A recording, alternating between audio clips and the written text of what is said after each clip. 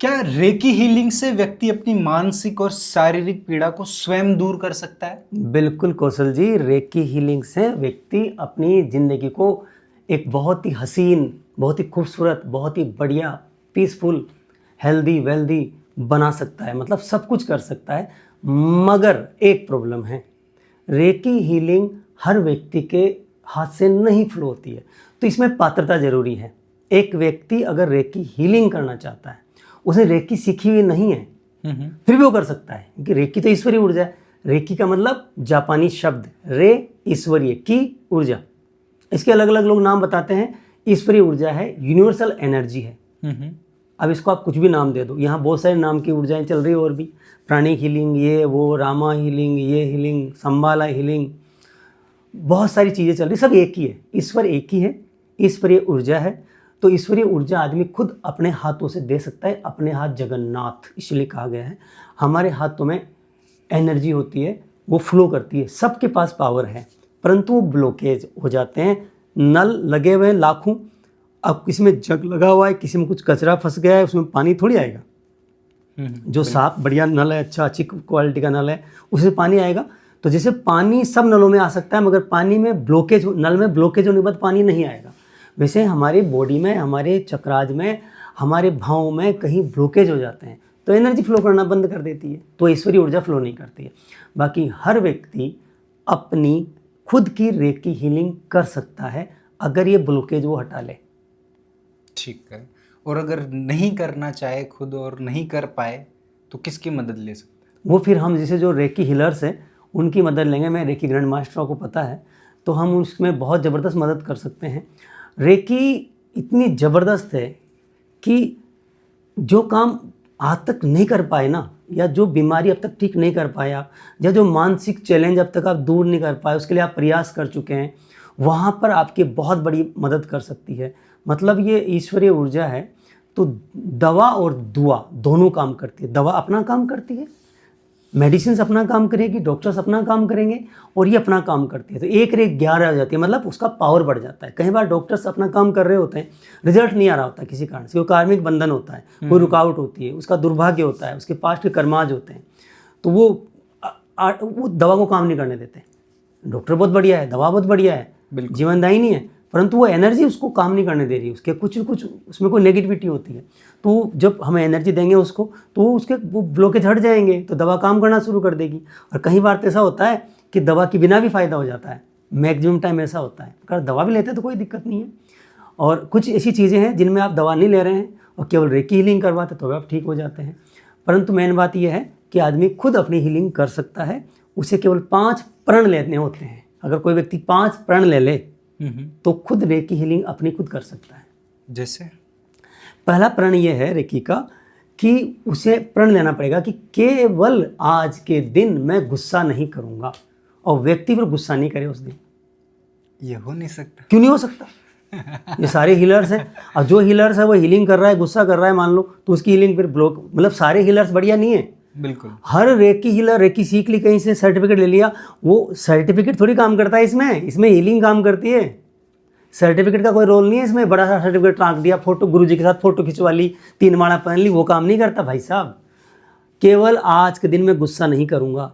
तो जो लोग गुस्सा करते हैं उनके ब्लॉकेज होते हैं।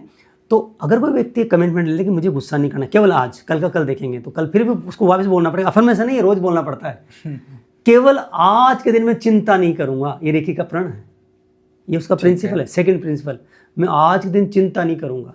तो चाहे कुछ भी हो जाए, बिंदास रहो हमारी तरह से। चिंता, तो जो चिंता से चतुराई घटे, दुख से घटे शरीर, इसे कहावत है। चिंता डाकनी पता नहीं क्या क्या है, और पता नहीं क्या क्या चिंता जो है वो जला देती है। चिंता चिता के समान, ऐसा है। तो फायदा हो जाएगा, अगले को डबल फायदा होगा यार। एक तो उसको गुस्सा नहीं कर, रिलेशन खराब नहीं होंगे, किसी से बिगाड़ नहीं होगा, बिजनेस खराब नहीं होगा, और रेकी का वो हीलर और बन जाएगा बढ़िया। दूसरा, वो गुस्सा नहीं करेगा, चिंता नहीं करेगा। तीसरा, सभी जीवित, दूसरा तो हो गया ना। पहला तो गुस्सा नहीं करूंगा, चिंता नहीं करूंगा। अच्छा, दूसरा चिंता, हाँ। तीसरा है सभी जीवित प्राणियों के लिए सद्भाव रखूंगा, प्रेम रखूंगा, अपेक्षा रखूंगा, कृपा रखूंगा, दया रखूंगा, करुणा रखूंगा। बिल्कुल। अब कोई किसी जीवित व्यक्ति के बारे में करुणा दया रखेगा तो उसको बचाएगा वो। बिल्कुल। उसके लिए दया रखेगा ना। अब आदमी कटपट कर रहा है, गटपट खा रहा है, और फिर वो बाबा जी बन के रेकी हीलर कर रहा है, तो बने जाओ, करे जाओ रेकी हीलिंग, करवाए जाओ रेकी हीलिंग, नहीं करती, ब्लॉकेज हो गया, काम नहीं करती। काम नहीं करेगी।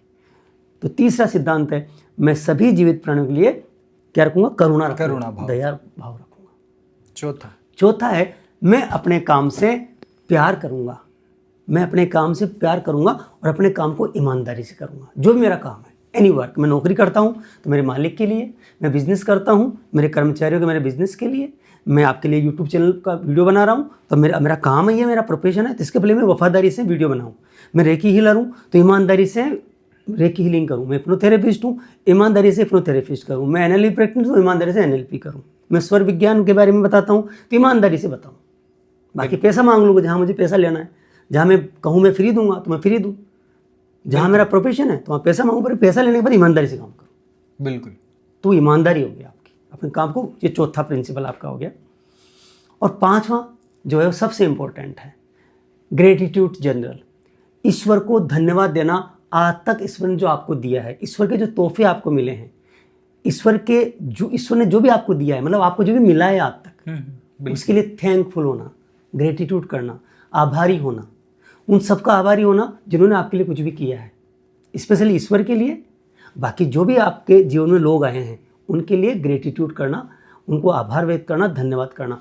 तो ईश्वर की जो दी हुई तोहफे हैं उनके लिए आप धन्यवाद करेंगे, हे ईश्वर आपका शुक्रिया। जिसको हम शिकायत तो करेंगे नहीं आप, लिमिटिंग बिलीफ तो आएगा नहीं, आप कंप्लेंट तो करेंगे नहीं आप। तो जो आदमी कंप्लेंट नहीं करेगा, अपने काम से प्यार करेगा, जीवन के प्रति सद्भावना रखेगा, चिंता नहीं करेगा और गुस्सा नहीं करेगा, वो व्यक्ति बिना किसी गुरु के भी अपनी खुद की हीलिंग कर सकता है, बिना अटूनमेंट लिए। देखिए कि first level, second level, third level, fourth and fifth level होते हैं, उसका अटूनमेंट लेना पड़ता है। मगर ये 5 सिद्धांत कोई फॉलो करता है तो व्यक्ति खुद अपनी हीलिंग कर सकता है, सेल्फ हीलिंग कर सकता है हाथों से। तो कौशल जी, मेन बात ये है, ये 5 प्रिंसिपल है, ये रेकी के 5 प्रिंसिपल। अगर कोई हीलर फॉलो नहीं कर रहा तो हीलिंग ब्लॉक हो जाती है, नहीं होती है। तो अगर कोई व्यक्ति ऐसे व्यक्ति के पास जाके हीलिंग करवाता है तो उसे फ़ायदा नहीं होगा। दूसरा, खुद व्यक्ति कर सकता है अपनी हीलिंग, और नहीं कर सकता तो फिर एक अच्छा सच्चा व्यक्ति ढूंढे, बढ़िया ढूंढे, जो सच्चा अच्छा इंसान हो, जो हीलिंग दे दे। तो जिंदगी की कितनी बड़ी प्रॉब्लम हो उसको रेकी हीलिंग से ठीक किया जा सकता है। It is a wonderful wonderful wonderful science है ये भगवान का दिया हुआ ज़बरदस्त तोहफा है, इसका भरपूर उपयोग करना चाहिए। ये बहुत बढ़िया चीज़ है।